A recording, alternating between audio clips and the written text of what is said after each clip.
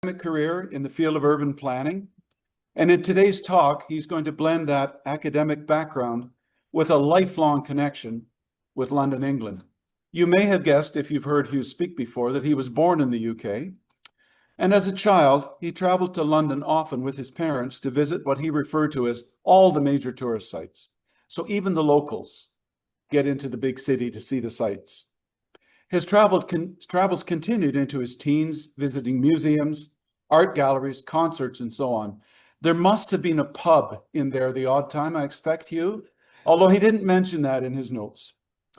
Graduate studies at the London School of Economics found Hugh living in London for 2.5 years, during which time he served as a research assistant to Professor Sir Peter Hall, a leading expert in the field of urban planning, and again, I'm sure, found the odd pub. Young Hugh then heeded the call of the colonies and headed to the University of British Columbia for further graduate study and ultimately obtaining his PhD from the University of BC in 1974. He worked at Brock University as a member of the geography department from 1969 until his retirement in 2010. During that time, he organized and led a fourth-year field course, 2-week field course, consisting of a trip to London 11 times between 1992 and 2004, sharing both his knowledge and love of the city with groups of students. And I understand, Hugh, that you generally came back with the same number as you took. Despite, I should mention, Hugh is quite a fan of rail transportation, subways and such. He's been known to stop the car during vacation travels to get a photograph of a train coming by. I have firsthand experience of this. And one of the things that Dr. Gayler did to his students on these trips to London, he would very carefully explain the transit system, explain the route they were going to take, which bus lines they were going to ride to get to their destination for the day. And then at the end of the day, he would announce that he was off to a pub and they were on their own to find their way back. He was trying to make sure that they were paying attention. So, gentlemen, you must pay attention now as Hugh takes the microphone. He's continued to be a frequent visitor to the city, and we look forward to hearing from him this morning. Hugh? Thank you, gentlemen. I call it the post-imperial city because, as you know, the British Empire fell apart between 1947 with the independence of India, Pakistan, Sri Lanka, and Bangladesh, as they now are, and in 1970 approximately when the last of the colonies achieved independence. There's still little remnants, as you know, of Britain's imperial past. Gibraltar always comes up. It gets the Spanish very upset, but the Brits don't mind that. Bermuda. So there are still British colonies, but essentially Britain finished as a colonial power. Even the colonial office of the government became the Foreign and Colonial Office. They amalgamated it with the Foreign Office. So all the nations of the world are dealt with in the one ministry. So what I would like to do first, of course, is to make the connection. It is November the 11th. I'd like to make the connection of London as Remembrance Day is celebrated, if celebratory is the right word, of course. Yeah. Remembering Britain's war dead. This morning in London, they're 5 hours ahead of us, as you know. This is the cenotaph in Whitehall. It's the main thoroughfare of the executive branch of British government, the civil service. When we talk Whitehall, it means the civil service. This is the cenotaph, opened in 1920. I'm not sure the person's idea of this war memorial, but it very quickly took hold all around, of course, the British Empire.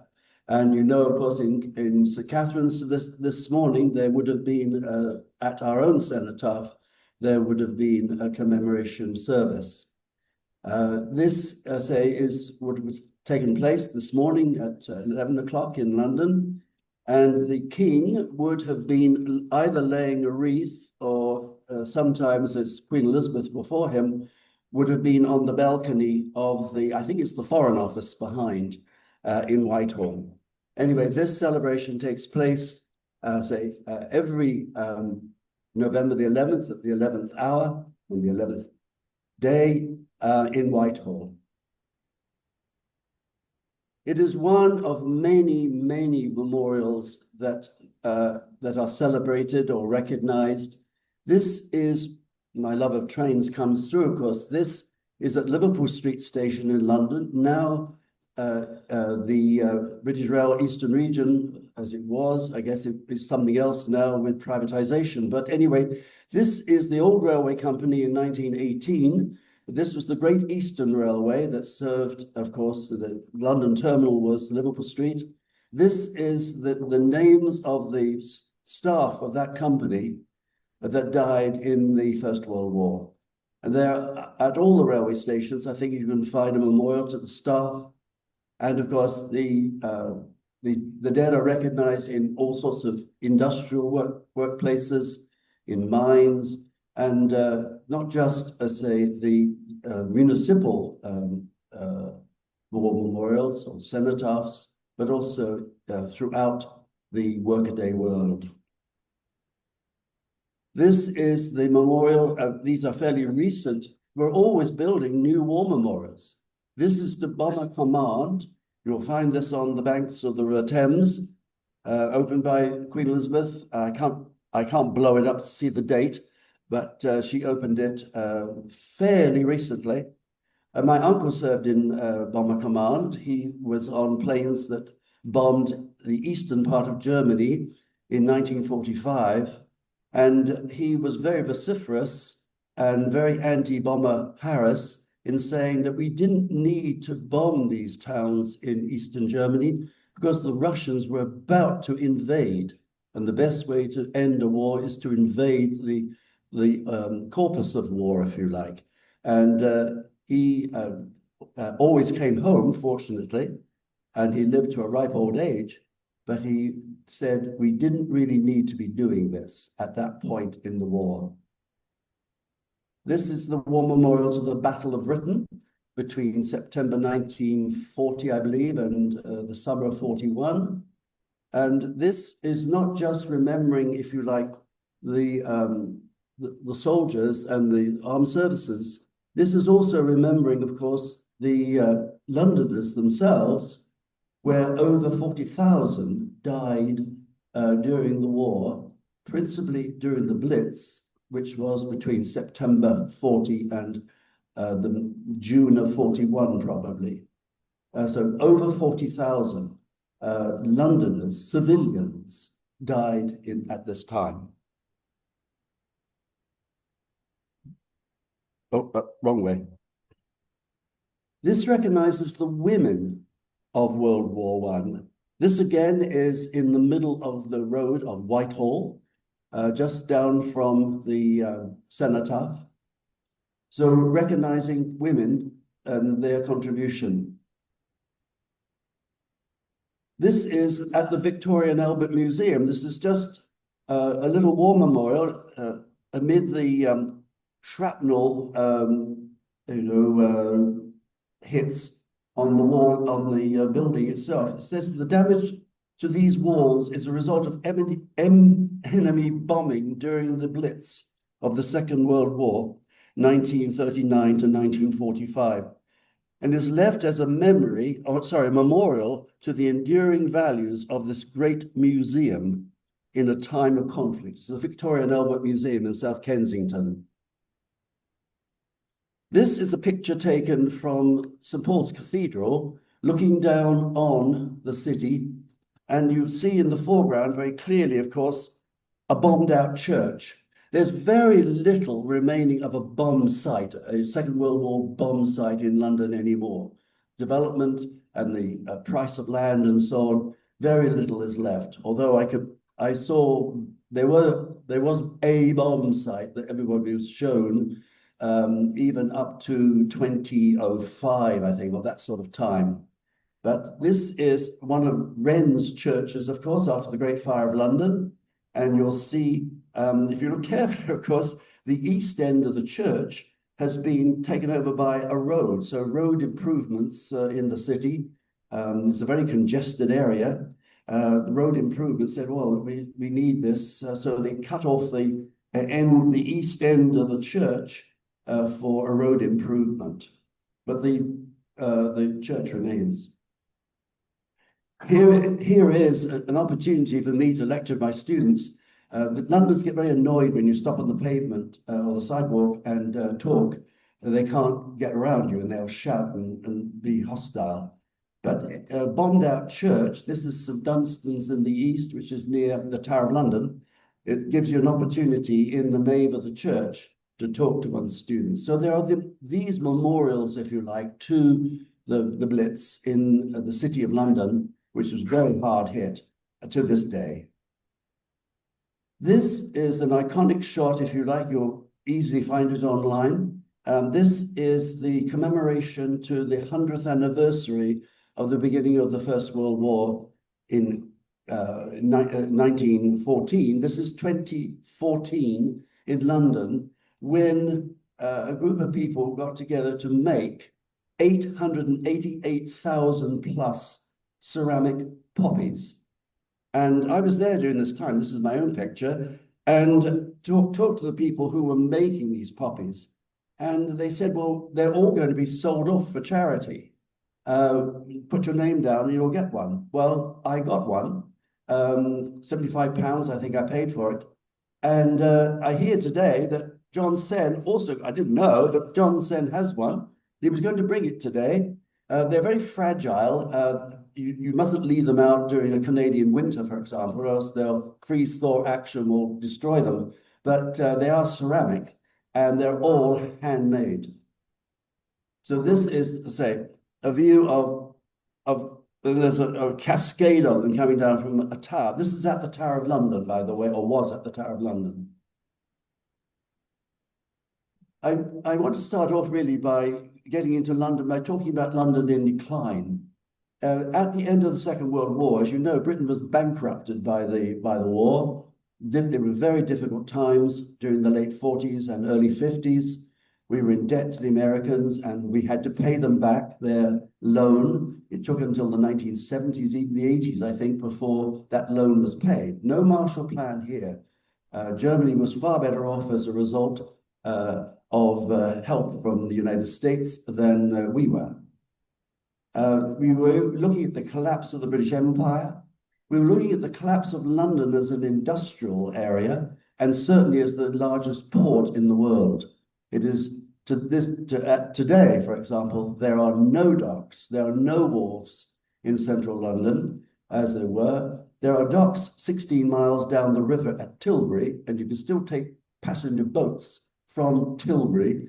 There are docks on the marshes of the river 16 miles away. That's the only part of the docks that remain. Why did it happen? Because these docks were not fitted out for containerization.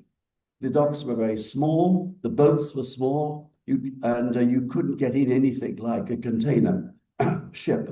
But other ports in Britain, Felixstowe, for example, which was a dozy seaside resort, is now a major dock facility for container ships in Britain.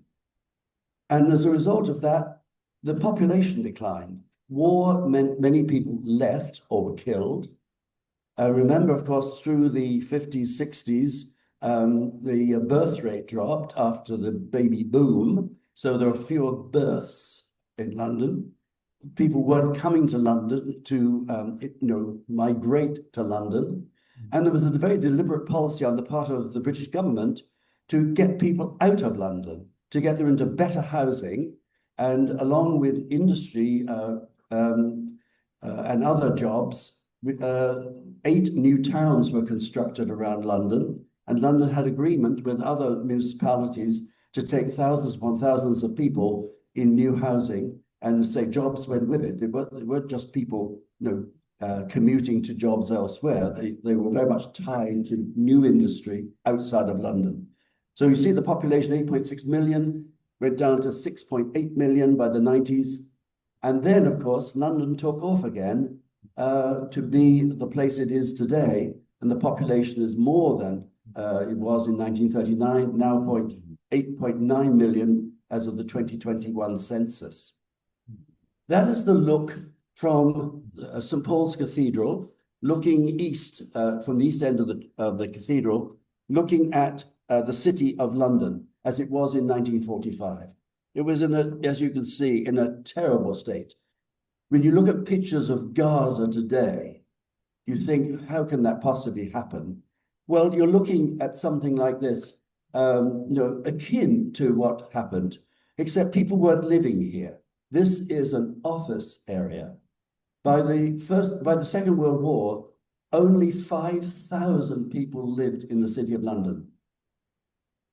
Whereas in 1850, 180,000 people lived in the City of London. There are 83 churches, to serve that population. So progressively over the years, it was 1939, and that was the final straw, if you like, people leaving the City of London, only, I say, 5,000 people. And today it is only 10,000 people. There have been some new housing projects in the city, and it's only gone back to 10,000 out of that 8.9 million in Greater London. So this is the view. You'll see, if you look carefully, I'll try and get this pointer. You'll see here a church tower.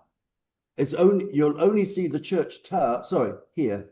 The rest of the church is gone, and that is now being rebuilt as the St. Paul's Cathedral Choir School. There's a school, it's a boys-only choir at the cathedral, and they have regular school outside of their choral duties. The traditional church of Bow Bell, this is Bow Church here, and Bow Church has Bow bells, and if you're born within the sound of Bow bells, you're a true Cockney. This church was bombed, of course, and had to be restored. But London recovered, and I wanted to really focus on the ways in which it recovered. London, of course, is a capital city. And unlike Canada, it's a centralized country. There is only one capital. Devolution to Scotland and Wales took place after Blair became Prime Minister in the late 1990s. So some of government that's done in London is repeated in Edinburgh and in Cardiff. So there is devolution of government. And of course, Northern Ireland had devolved government from 1921 until, of course, today. It's variously working and not working as the Protestants and the Catholics get along or don't get along. Remember, Britain is a constitutional monarchy. The headquarters, if you like, the office building that runs it is Buckingham Palace. It's an office block. We don't sort of see it as an office block, but it is. That's why the royal family don't like to live there. Parliament, of course, is Westminster, the central parliament for the United Kingdom. The civil service is Whitehall, nearby. Remember, the Church of England is the state religion. King Charles III is the defender of the faith. The Church of England, above all else, is the Church of England is above all else the state religion. You can have your marriage celebrated in a Church of England, and they act as the registrar of your wedding. If you go to another church, it's not. You have to register separately with the state. So in many ways, there is this notion that other religions are not treated the same way as the Church of England, and it will remain so until the law changes and the Church of England is disestablished as the state religion. So the church is very important in London. London government itself, of course, that 8.9 million people are governed by the Greater London Authority, or whatever it's called now. It changed its name because Margaret Thatcher, in a fit of her anti-socialist drama, got rid of the Greater London Council in her reign. Well, not reign, that's the wrong word. She treated it like a reign. She got rid of it, and it wasn't brought back until considerably later, when there now is a London government again. And of course, there is the City of London, which operates very medieval style, which is separate. And then there are 32 boroughs in the inner and outer suburbs running London, one of which is the city of Westminster, for example. The institutions of state, well, you can't fail to recognize Buckingham Palace and the royal parks around it, which of course is a wonderful sort of green lung, if you like, in the center of London. The Mall, said to be the only planned avenue in London.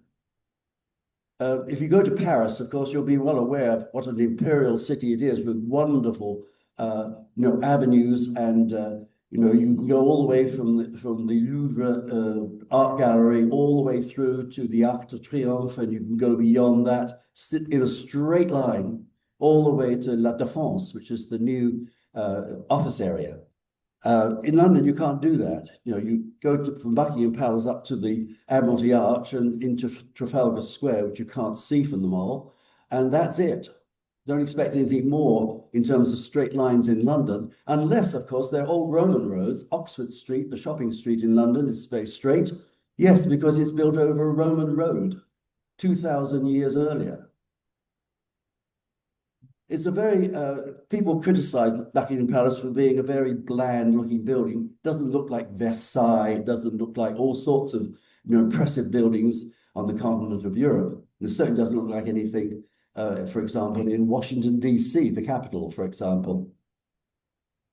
There's the Houses of Parliament, built after a fire in the early 19th century, cleaned up beautifully. There's the same view by night. If you want to see that, of course, go up the London Eye. There's Parliament Square with Big Ben, of course, part of the Houses of Parliament from the other side. And of course, Westminster Hall, which is this building. Westminster Hall is the only part of the Houses of Parliament to survive the fire. That's a medieval construction and is used, of course, for lying in state of monarchs. This, of course, is part of the civil service. This is Horse Guards Parade behind Whitehall. This is, of course, the centre of the Ministry of Defence in London. And, of course, the well-known other side of where you'll find, of course, the guards. And people like to, of course, tamper with the horses. And I think the person on the horse is a woman. Can you come back one here, please? Over to the left-hand side there of that forward-looking turret or tower, that first window is where I used to have to park my motorcycle when I was serving in the army. And then, if I was helping out the war, that was Horse Guards, which dealt with services to the Guards regiments in a 40-mile radius of London. Occasionally, I have to go along the other end of Horse Guards and get a signal through the window to take out for whatever Black Hole was covering. Anyway, just a friend of mine. Yes, I failed to mention in terms of the institutions of state, London is a heavily armed city. There are guards, regiments all around here, and barracks. And remember, the Tower of London is, yes, is a tourist trap in so many ways, but is also a barracks. I can't remember which regiment is there, but yeah, the army is right at the fingertips of government, even in the city or the Greater London area. I mentioned the church, of course. This is a state church, and Westminster Abbey is the so-called state church, where all funerals and weddings of royalty take place. This, as I say, is the center of the church. Remember, Westminster is not a bishopric, it's not a diocese. The Diocese of London is St. Paul's Cathedral. The Diocese of Southwark, on the other side of the river, is Southwark Cathedral. Westminster Abbey does not have the traditional center of the diocese with its own bishop. There is no Bishop of Westminster. Nearby is the Archbishop of Canterbury, the head of the church, if you like, who occupies Lambeth Palace, which is opposite Westminster on the other side of the river. London is the centre of justice in Britain. These are the highest courts, civil courts, and the Old Bailey, of course, is the central criminal court. Once upon a time, the House of Lords was the Supreme Court of the country. It's the highest court, and for many years, of course, the final court for Canada was the House of Lords until we got our own Supreme Court. No longer is the House of Lords the highest court in Britain. There now is a Supreme Court in Britain, which occupies an old central government building, the Middlesex County, which doesn't exist. The Middlesex Guildhall is now the Supreme Court. Here is the new Greater London government by Tower Bridge. It's leaning precariously, but I'm told it's safe. Here is the centre of the City of London's own medieval government. This is the Guildhall in the City of London. Very few people ever go here. No reason to go here, but it is, and it was very badly damaged in the war and now repaired. But this is the centre of the City of London, the old Roman city, a square mile basically, in the very heart of London. The other, London's capital city, yes, very important. London developed as a financial centre in a big way after the Second World War. The City of London, the financial centre, is the City of London that shot from the St. Paul's Cathedral showed you. The City of London, as offices expanded and the service industry became more important than manufacturing, the City of London had a dilemma on its hands. It could not contain all the new offices that were needed. It had to go one way, up or out. They didn't want to go up. There was an anti-high-rise movement in the city. In fact, there's an anti-high-rise movement anywhere in Britain, really. They still love to live two-storey and semi-detached.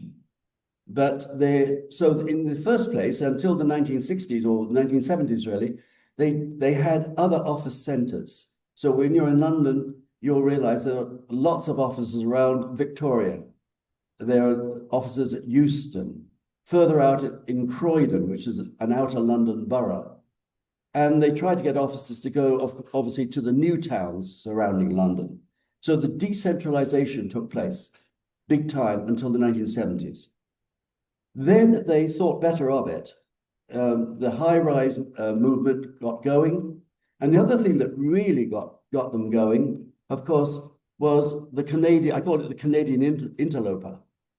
The people responsible for Canary Wharf, which I'll show you in a moment, those people were Canadian. Olympia in York was the firm. And I hate to say it, but there was a good bit of anti-Semitism going on because they were Jewish. And the establishment in London, although there are Jewish bankers, the establishment in London is, very British, if you like. And to have, first of all, Canadians, and secondly, to have Jewish people coming in was just too much. So they looked at what was happening or about to happen at Canary Wharf, and they said, we're going to do something ourselves. So Broadgate, which is a huge central London, City of London development, started in competition to Canary Wharf. So the new city, anything goes, I say, because it's now a jumble of all sorts of iconic looking buildings, which I'll show you in just a moment. And then we'll look at the rise of Canary Wharf. Canary Wharf, of course, the wharf is an area of land between two parts of the West India Dock. So there's water on either side of Canary Wharf, and it runs from one loop of the river in the west to another in the east. The loop is called the Isle of Dogs, where Charles II exercised his dogs from the Palace of Westminster. The Palace of Greenwich. London now, after New York, is the #2 financial centre measured in trillions of dollars of transactions per day. And the third and fourth, believe it or not, are Singapore. It used to be Tokyo, but now it's Singapore and Hong Kong in that position. So London is, as I say, in terms of trillions of dollars, or trillions of pounds, perhaps I should say, of transactions, is the second financial center in the world. This is the look taken in the 1950s. This area, this new area you see, of course, was the bomb sites that you saw in my first picture of the City of London. They were so short of offices that all sorts of very, shall we say, second-rate offices in terms of architectural terms went up. The buildings stood up, but they didn't look very nice. And Prince Charles, as he grew up, had a pet hate for the development of the foreground, which was called Paternoster Square. Paternoster Square was bombed out entirely, and these 1960s buildings were put up to account for better office space, or more office space. Behind, on the other side of the cathedral, on the east side, where my picture was taken from, you see that curved office block. Well, they again went up in the 1960s, desperate for office space in the city. They wouldn't go up. They wouldn't build a high-rise, wouldn't allow a high-rise. There was the first one. In the 1970s, it was approved. This is the Nat West Tower, the National Westminster Bank at the time. It's now been sold to others, but that was the first office block, high-rise office block in the city. And you see one of the 83, there's not 83 anymore, but one of the 83 churches in the foreground. Other high-rise, of course, this is the Post Office Tower, now the British Telecom Tower. This went up in an inner city residential area that was heavily criticized, but hey, we needed this kind of tower. There's the first suburban office block. The microphone is getting tired. It's enjoying the talk, but it's, hang on, time to make a change.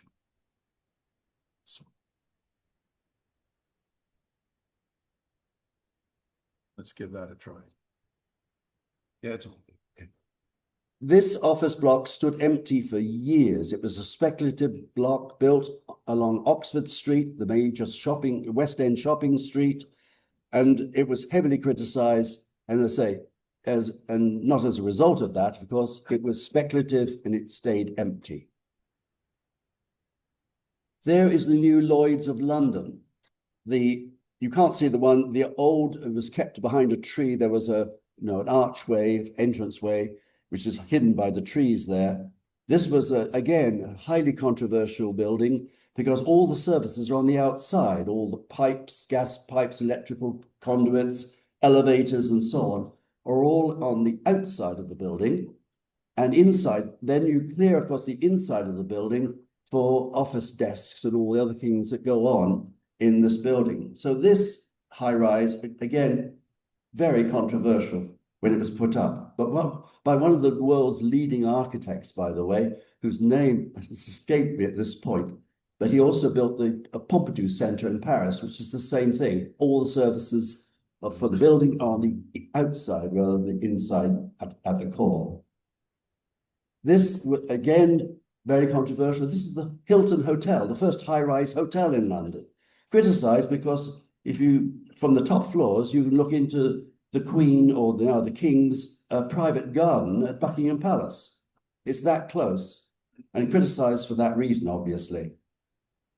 The fact that London needed some first-class, cheaper accommodation compared to being at the Savoy and the Ritz and all those places, where the elites, of course, still go, the Hilton firm came in, of course, and provided, if you like, the start of mass tourism in London in the 1970s. The city is always seen, of course, and this is the bank area, this is the Royal Exchange. And I put these pictures in to show you, this is 1965, when I lived in London, and I took this picture myself.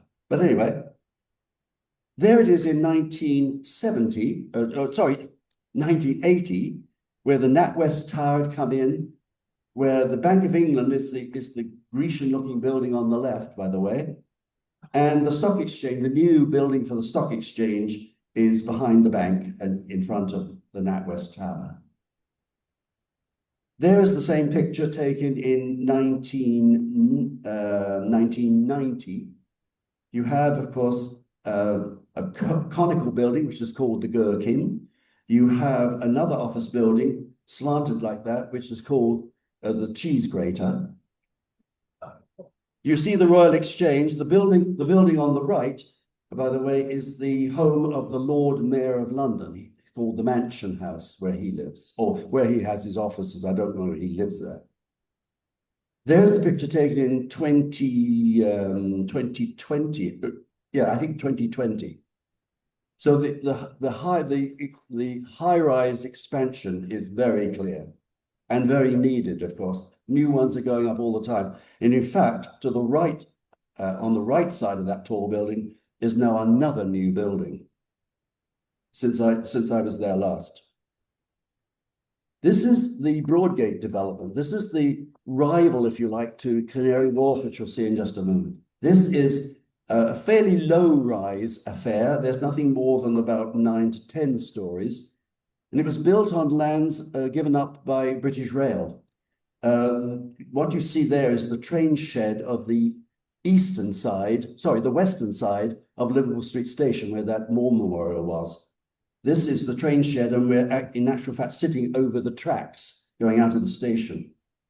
That train shed was torn down on the east side of the station for that whole office complex to go in.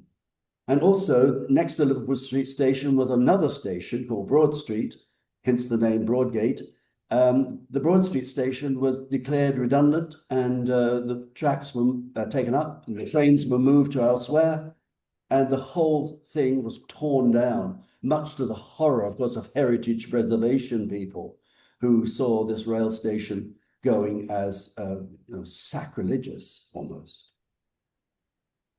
There's one of the first, after the NatWest Tower, this is probably the next of the new buildings called the Gherkin. And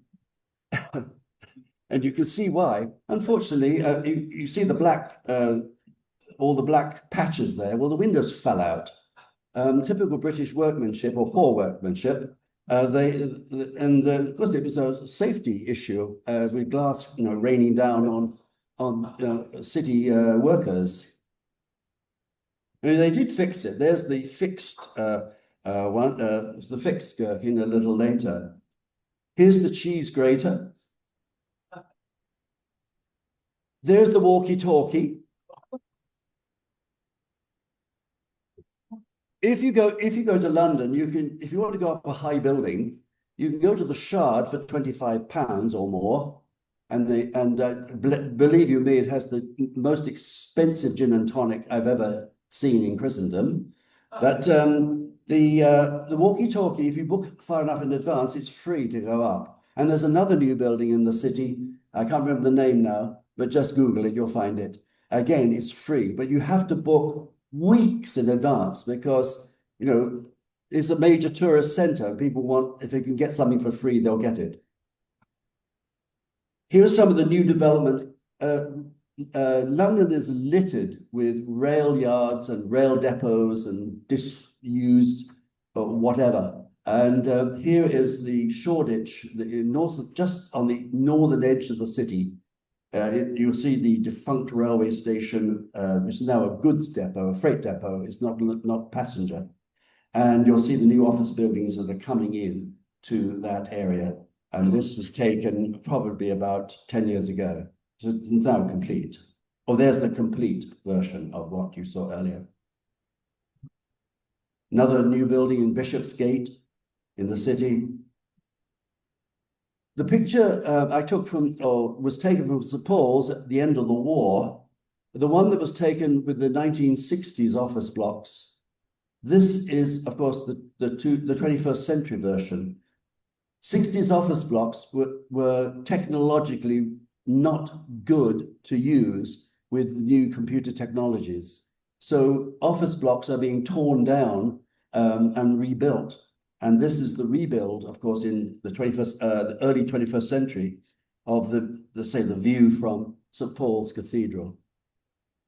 And in the background, you can see, of course, the walkie-talkie, the cheese grater, and so on and so on. St. Paul's Cathedral is the western end of the city, and it's slightly high land. And the Bank of England is the center, the bank is the center of the eastern side of the city. And the high rise in the distance are in the financial center in the eastern part of the city. Canary Wharf can be seen in the background. That here's the competition coming in. There is Canary Wharf in the distance, approximately 5 miles from the center of town. This is, again, built, these are offices built on a bomb site. This is London Wall, the Barbican area of London. This is a Sunday morning when I got up. I was a student at this time. I took this picture on a Sunday morning where there's no traffic. Again, typical British planning, there's a 4-lane road that goes from Moorgate Station to Aldersgate Station along the road called London Wall, the old Roman wall. The road goes from nowhere to nowhere.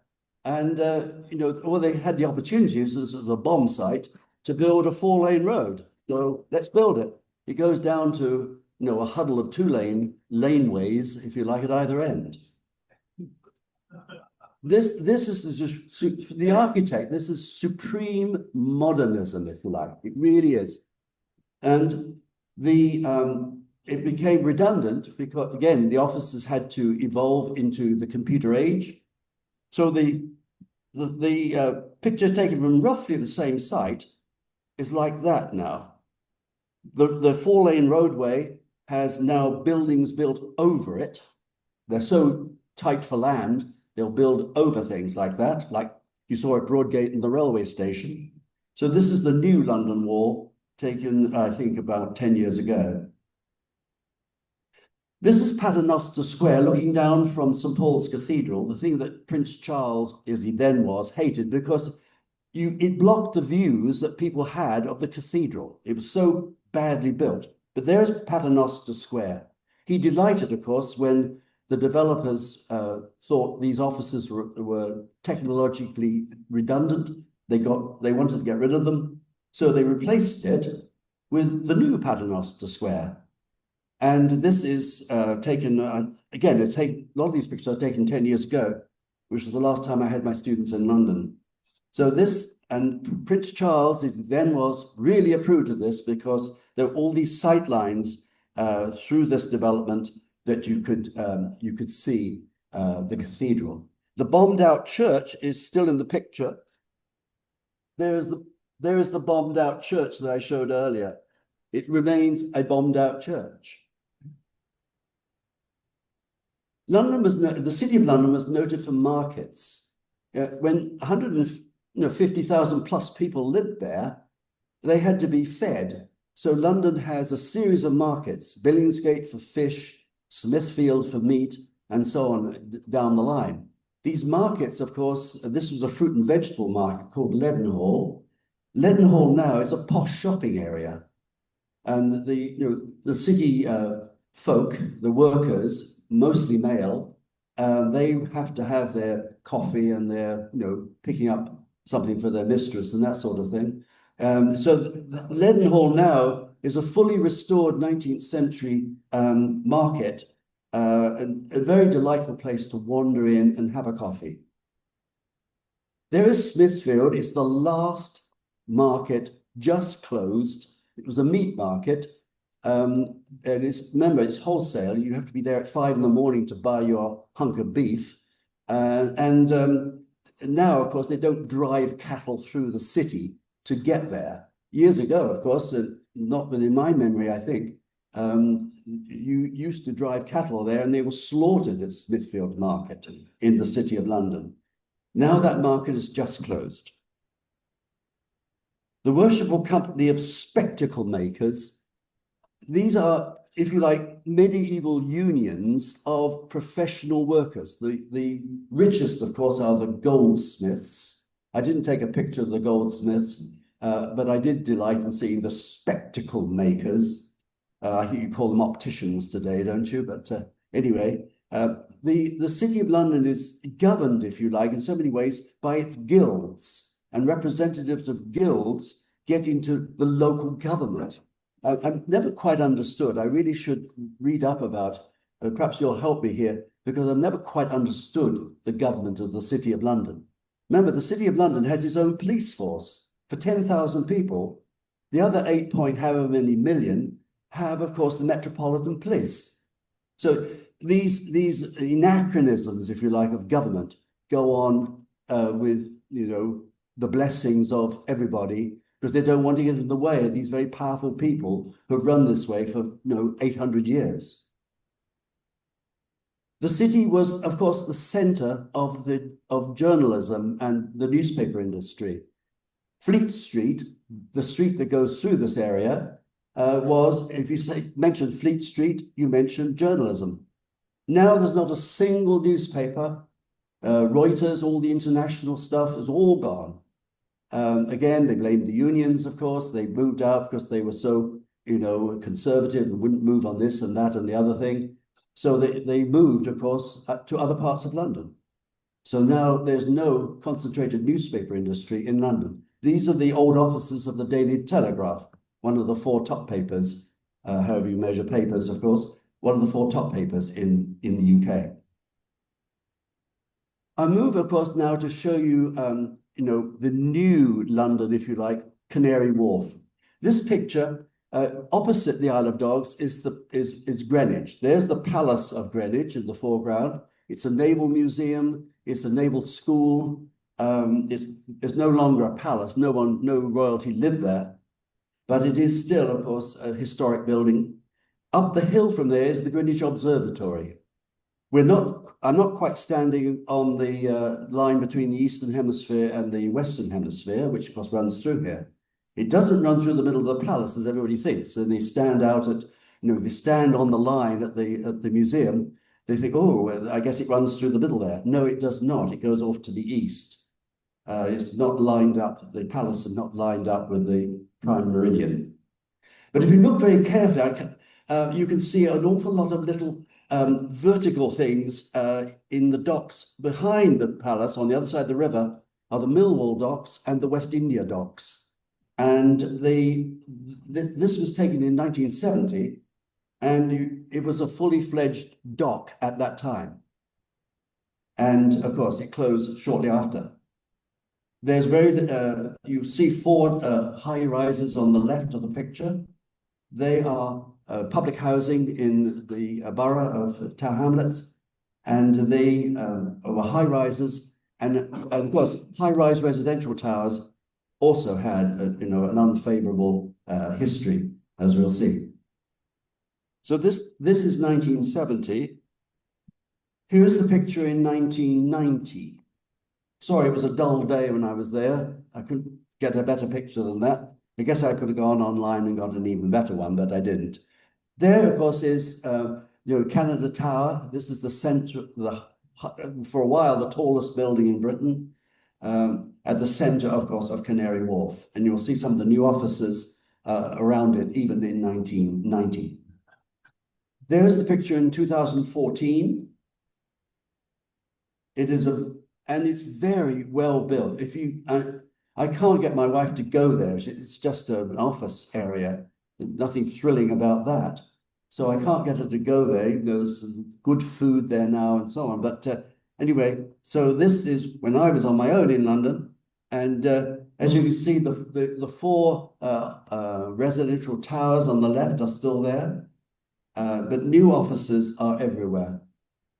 And this is, let's say, the rival to the City of London. This is taken from that tower, the Canada Tower. We got permission to go up, and not at the top, but this is the view. Of course, the bend in the river. We're on the Isle of Dogs. There's a bend in the river, and it curls around, of course, to the City of London in the distance. And the NatWest Tower, in 1990, the NatWest Tower, there was very little else close by. But it was very spectacularly built. Not There's lots of marble imported from here, there, and everywhere. It's not just concrete slabs that so many office buildings are. This is done with great finesse, and we have to thank the Canadians, of course, who started this all off. And here's the main mall, if you like, that goes from the tower through to the river.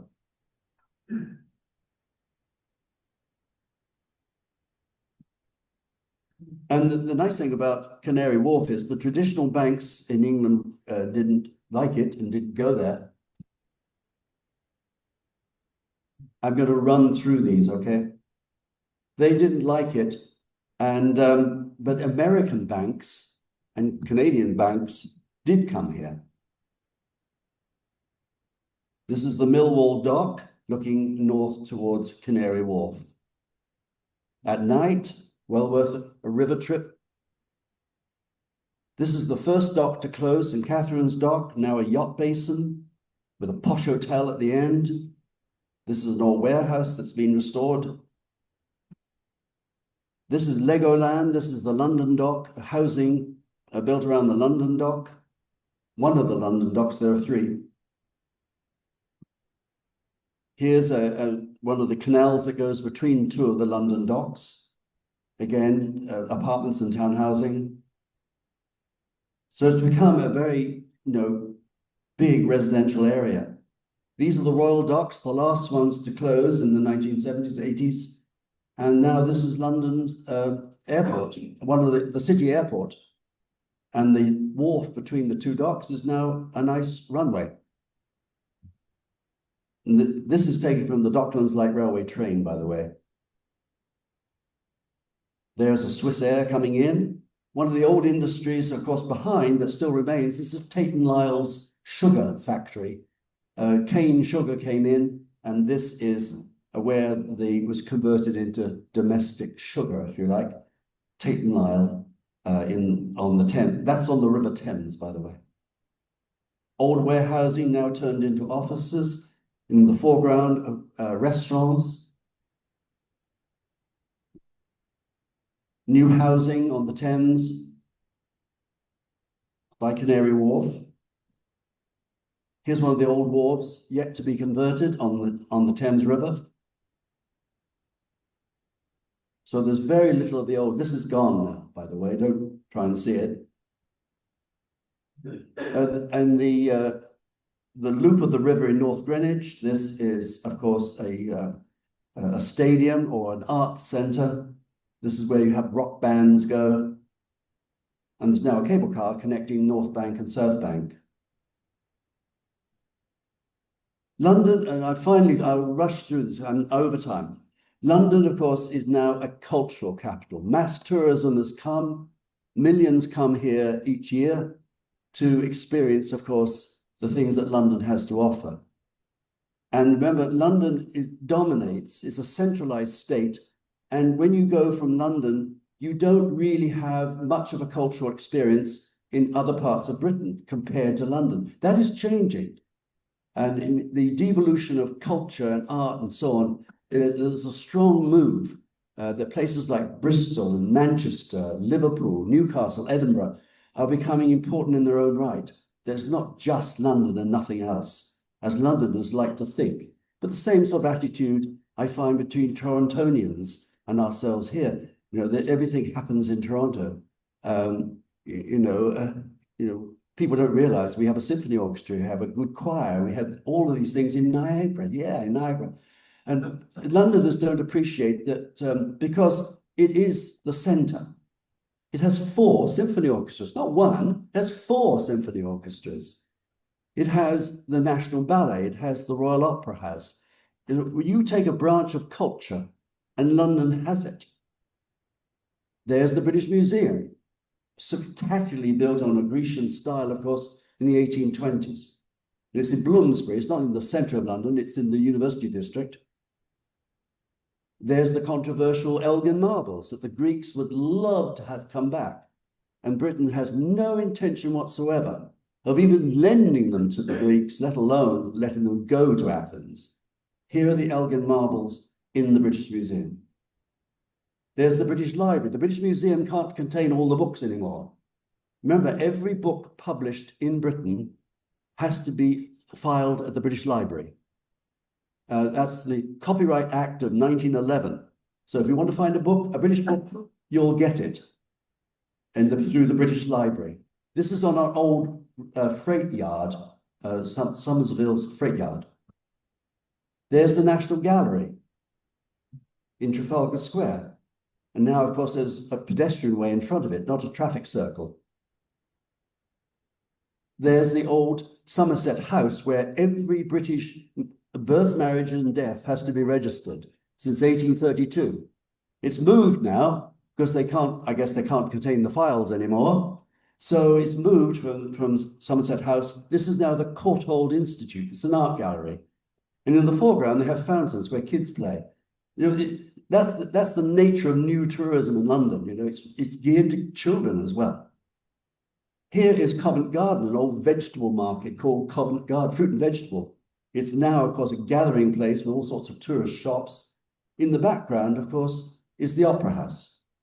And it's incongruous in a way that well-dressed people going to the opera slip and slide on cabbage leaves getting there. It was always a big joke in Britain. There's the inside of the Market Hall of Covent Garden, now, of course, a shopping area. London is the centre of film. This is in the edge of Soho. This is a famous Art Deco building, the Odeon Cinema.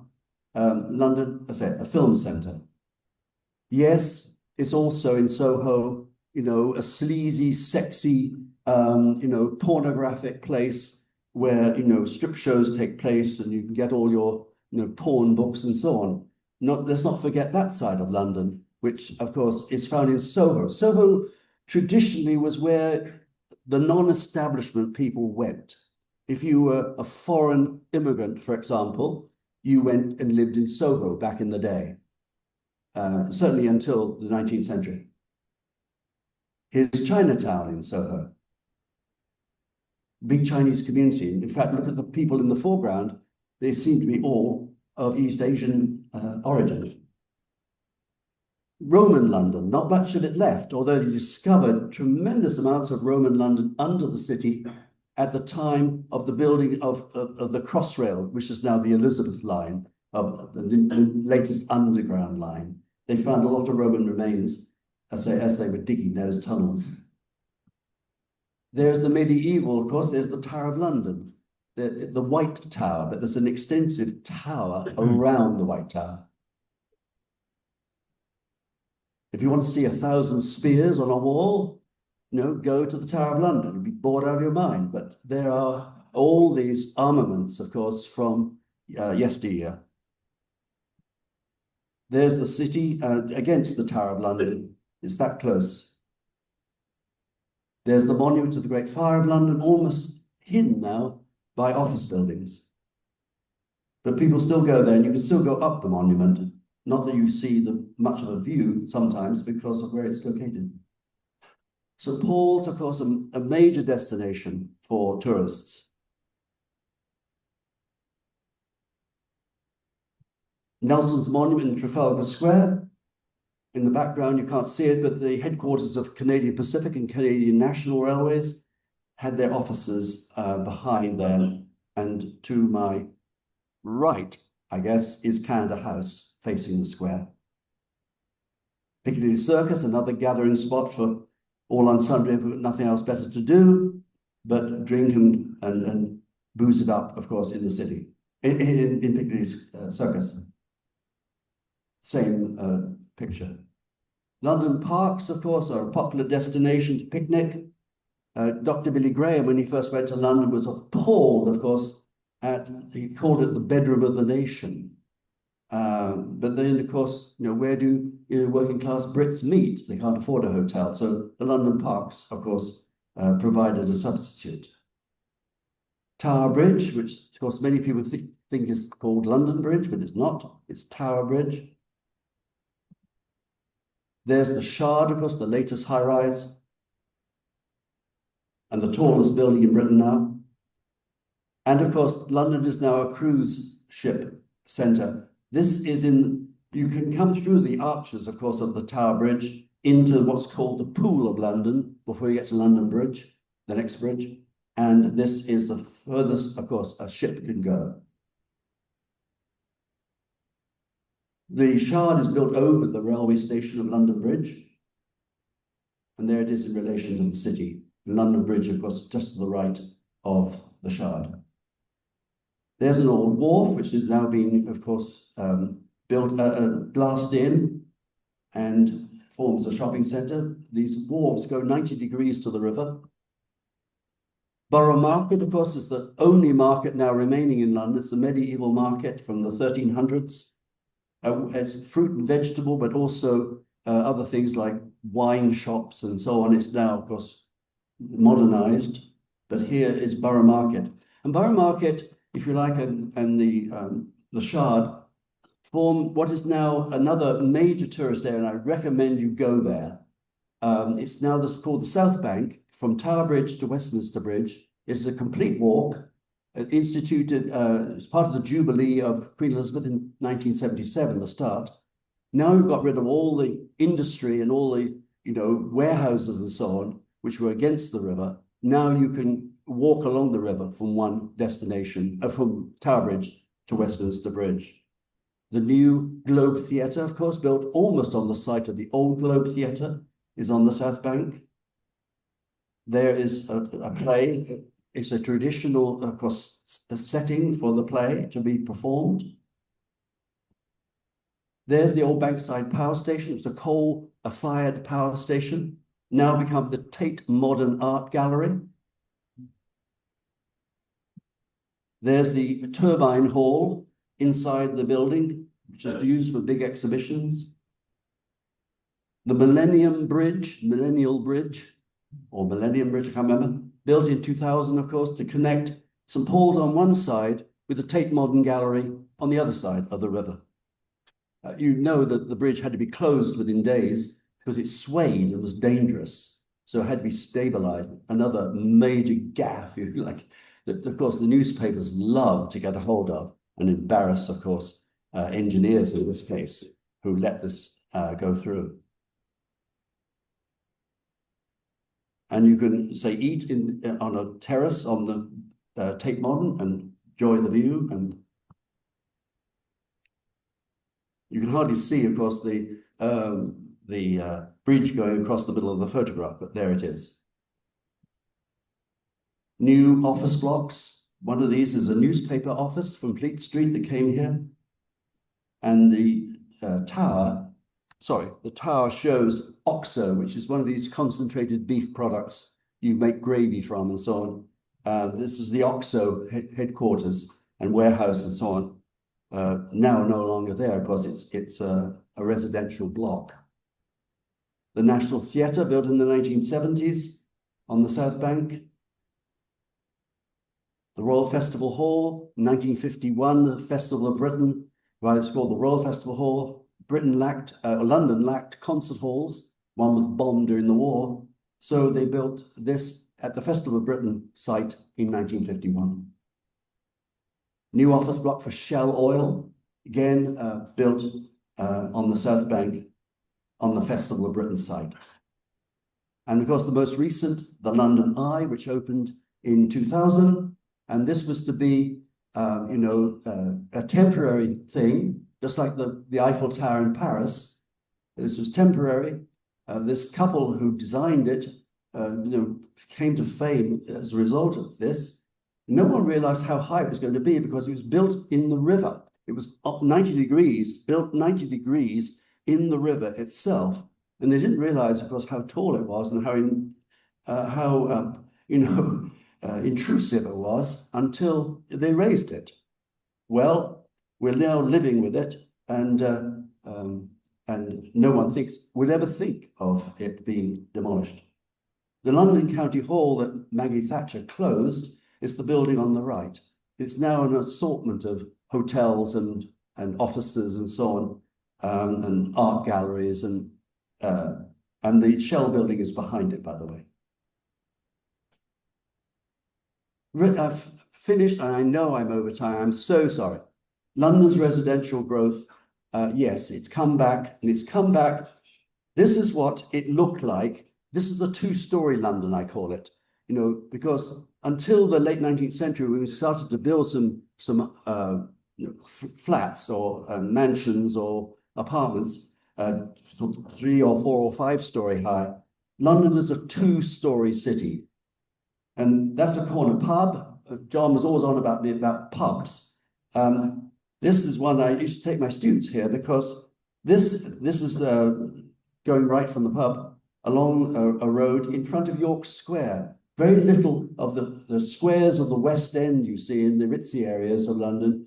There was very little of that in the working class East End of London where this is taken. But York Square on my right is one of these small squares used by the residents who live around, of course.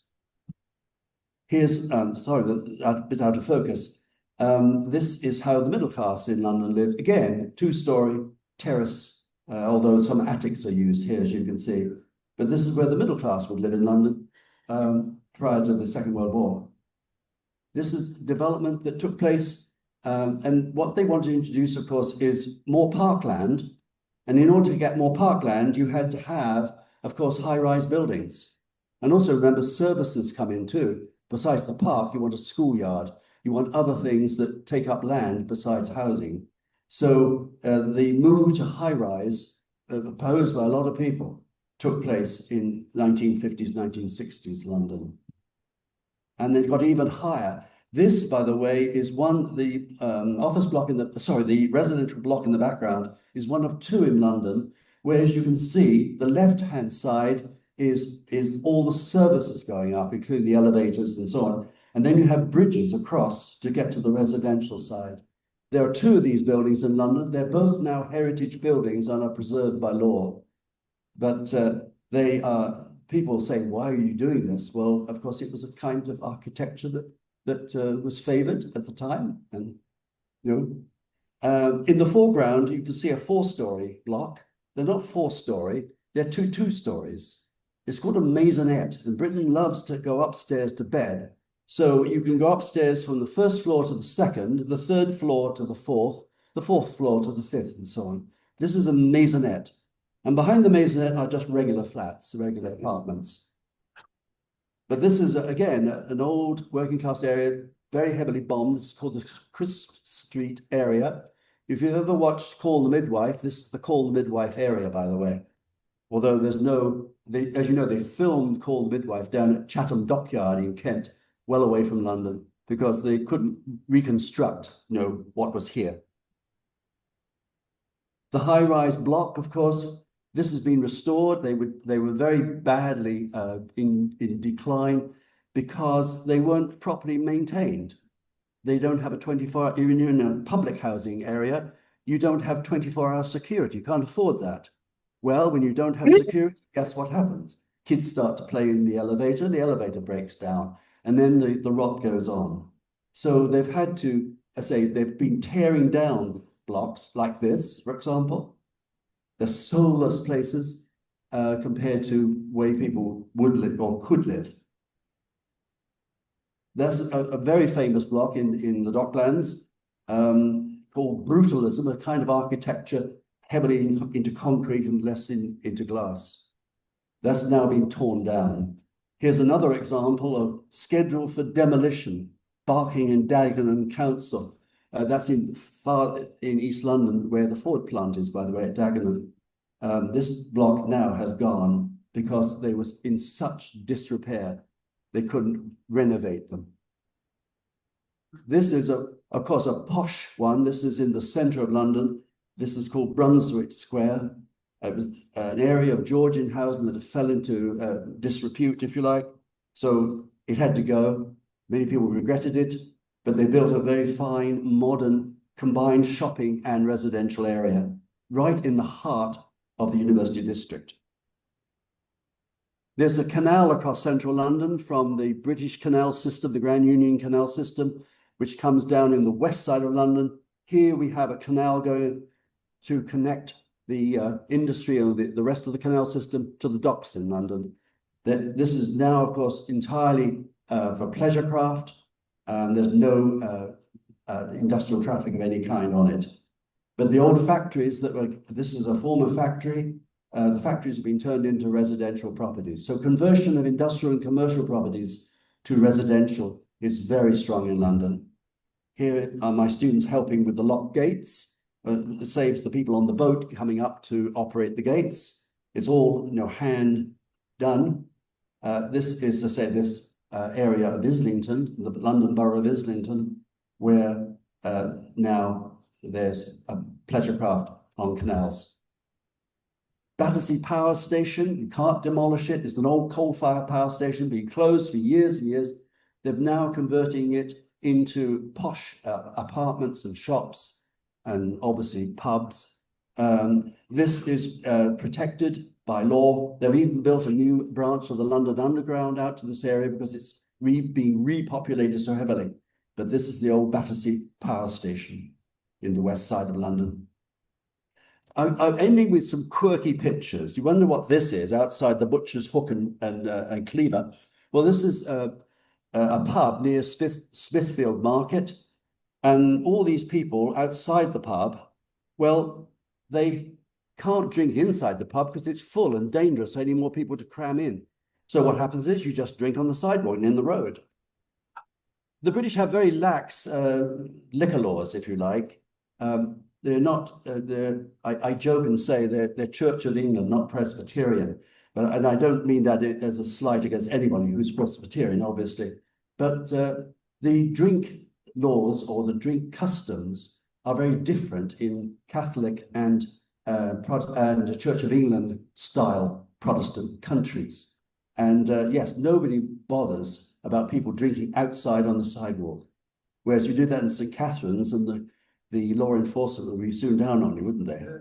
Yeah, so this is the end of the working day when people just flow onto the street to drink before they take their trains back to distant suburbs. This building, nobody ever sees this building. I discovered it, just recently. It's in a part of London where you don't go, but it's just around the corner from the Shard office block and a Borough Market. This is the Hop Exchange.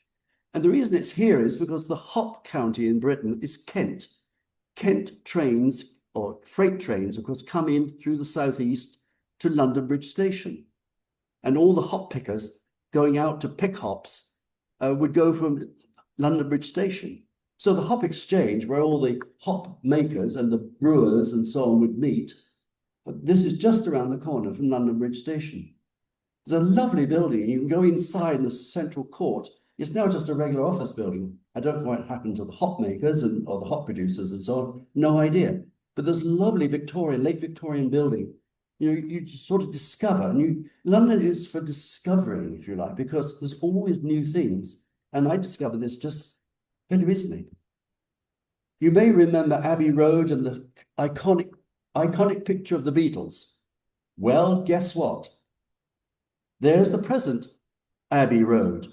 And of course, some posh Londoners live in this part of town, and they really object to their cars, some fancy cars at that, coming to a halt constantly as tourists are mimicking the Beatles, crossing the zebra crossing. So, yes, and here I am standing in the road taking a picture of the people on the crosswalk, yes. Yeah. So anyway, these little things, there's something to cater for any taste in London. So, people who like the Beatles, well, of course, they're going to go to Abbey Road. It's like when you go to Paris, my students in Paris, I had a field course where we did the Tale of Two Cities, London and Paris.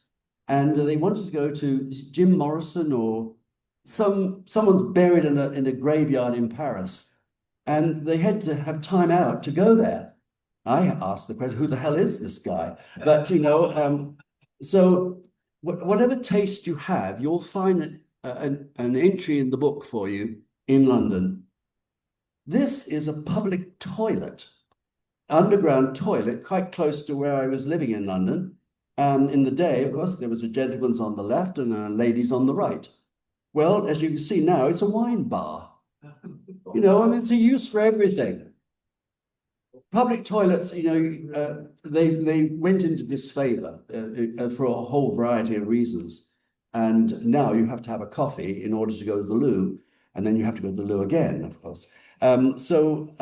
These old late Victorian structures, this is near Russellsquare Underground Station, if you're interested. This is now being turned into a wine bar, now open. And that was just the other year. I think I took this two or 3 years ago after COVID.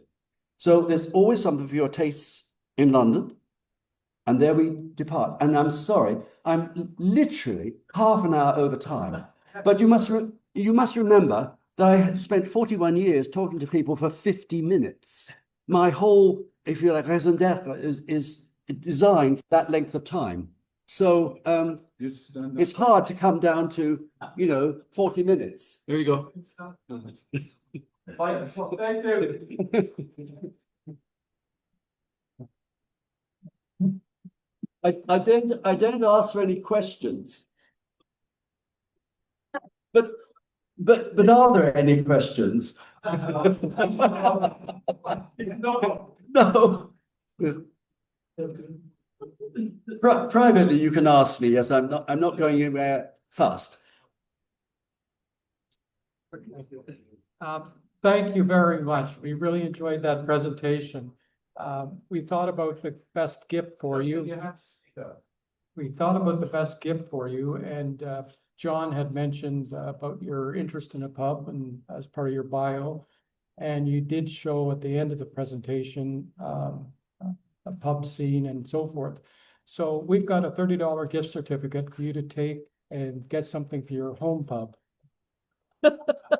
Thank you.